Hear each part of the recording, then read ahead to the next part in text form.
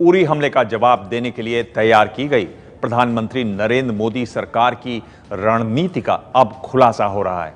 इस बीच लच्छीपुरा में आज 10 आतंकवादियों को ढेर करके सेना ने अपना काम शुरू कर दिया। घुसपैठ की 2 कोशिशों को भी सेना ने रोका। 5 और आतंकवादियों की तलाश जारी है। सेना ने अपने स्टैंडर्ड ऑपरेशन प्रोसीजर में भी बड़े बदलाव की तैयारी शुरू कर दी है। देश को सुरक्षित और दुश्मन को अचंभित करने के लिए सरकार के 5 बड़े फैसले। पूरा देश गुस्से में उबल रहा है। पाकिस्तान निचोड़ लेंगे तुम्हारी खाक। सरकार की कार्रवाई क्या है ये हमको एक बार दिखनी चाहिए। प्रधानमंत्री का सीना नहीं सूख रहा है, प्रधानमंत्री का सीना गुस्से से बड़ा हुआ है, ये दिखेगा।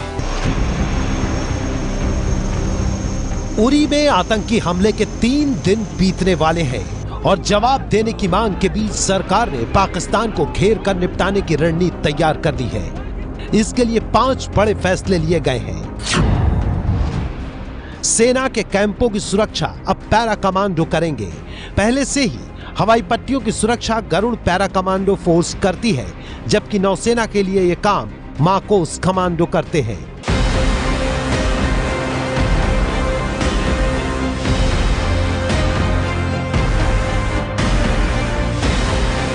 भारतीय सेना की क्रीम माने जाने वाले पैरा कमांडो की ट्रेनिंग दुनिया की सबसे लंबी और मुश्किल ट्रेनिंग होती है। सेना के तीनों अंगों में से 18 से 23 वर्ष के नौजवान इसके लिए आवेदन करते हैं। इनमें 10,000 में से एक चुना जाता है। उसमें से भी 75% ट्रेनिंग पूरी नहीं कर पाते हैं। बाकी 3.5 साल की ट्रेनिंग पूरी करके जो फौलाद निकलते हैं उनका लोहा पूरी दुनिया मानती है। दूसरा फैसला, पाकिस्तानी आतंकियों को भारत में घुसपैठ करने में मदद करने और भारतीय सैनिकों के सिर काटने से चर्चा में आई पाकिस्तान की बैट यानी बॉर्डर एक्शन टीम के मुकाबले के लिए सेना की घातक बटालियन की पोस्टिंग की जाएगी।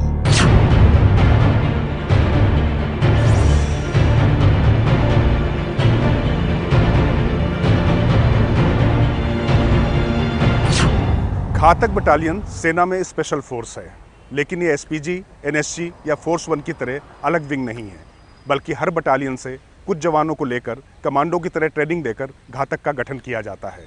करगिल पर कब्जे के लिए सबसे पहले घातक के ही दस्ते को भेजा गया था। तीसरा फैसला, एलओसी और बॉर्डर की निगरानी के लिए ज्यादा सुरक्षा बलों की तैनाती। चौथा फैसला, पूरी एलओसी की निगरानी के लिए अब सेना ड्रोन का प्रयोग करेगी। अभी तक केवल कुछ इलाकों तक ही यह प्रयोग सीमित है। पांचवा फैसला, उरी जैसे हमलों को अंजाम देने के लिए सीमा पार से आए आतंकियों के खात्मे के लिए सेना का सफाई अभियान शुरू। केंद्र सरकार ने सुरक्षा एजेंसियों को अलग अलग स्तर पर कार्रवाई करने के निर्देश दिए हैं। जम्मू कश्मीर में घुसपैठ करने वाले आतंकियों के मॉड्यूल को खत्म करने के लिए सरकार एक बड़ा अभियान चलाने वाली है और इसके लिए राज्य सरकार को भरोसे में लेने के लिए केंद्रीय गृह सचिव राजीव महर्षि को केंद्र सरकार का दूत बनाकर श्रीनगर भेजा गया है, जिन्होंने ऑपरेशन कैसे चले इस बात की जानकारी राज्य की मुख्यमंत्री और राज्यपाल से मिलकर दी है।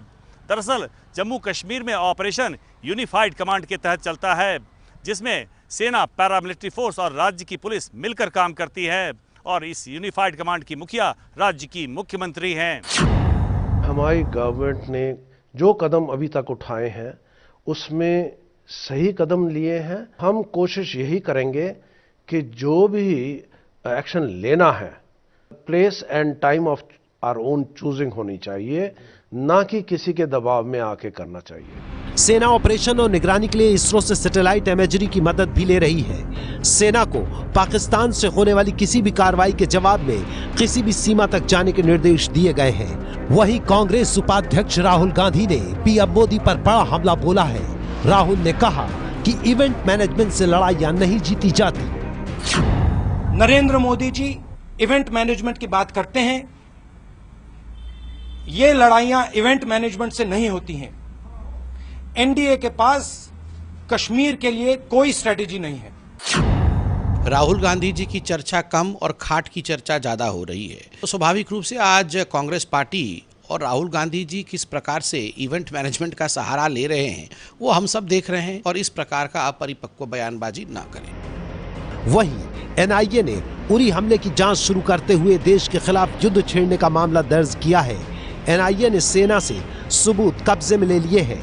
एनआईए आतंकियों से बरामद जीपीएस की फॉरेंसिक जांच के लिए अमेरिका की मदद लेगा। जीपीएस की जांच से पता लगेगा कि आतंकी पाकिस्तान में कहां से चले और घुसपैठ कहां से हुई और कब घुसपैठ हुई। इतना ही नहीं, एनआईए पहली बार नेशनल रिमोट सेंसिंग सैटेलाइट की मदद लेगा। सैटेलाइट से मिली तस्वीरों से पता लगाया जा सकता है कि एक साथ कितने आतंकियों ने घुसपैठ की थी और कहां से अलग अलग जत्थे में आकर हमले को अंजाम दिया। पॉजिटिव, एक अग्रेसिव, एक एक्टिव एक नज़रिया है जिससे के तहत हम कार्रवाई करेंगे पाकिस्तान के साथ। और जो पहले हमारे को जिस प्रकार से हमारे पे वार किए जाते थे, हमारा खून बहाया जाता था, वो भी बंद हो जाएगा, क्योंकि कार्रवाई जो है वो भारत की तरफ से भी होगी और यकीनन ये कार्रवाई बड़ी एक नेशनल जो तजवीज़ है उसके तहत होगी। दिल्ली से राजन सिंह के साथ राजकिशोर की रिपोर्ट। इसके अलावा कूटनीतिक तौर पर पाकिस्तान को अलग थलग करने की कोशिशें तेज हो गई हैं। पाकिस्तान में 9 और 10 नवंबर को होने वाले सार्क सम्मेलन का सामूहिक बहिष्कार करने के लिए भारतीय कूटनीतिक टीमें संबंधित देशों से संपर्क में हैं। सूत्रों के मुताबिक भारत की इस पहल पर अफगानिस्तान, नेपाल और बांग्लादेश की तरफ से सकारात्मक जवाब आया है।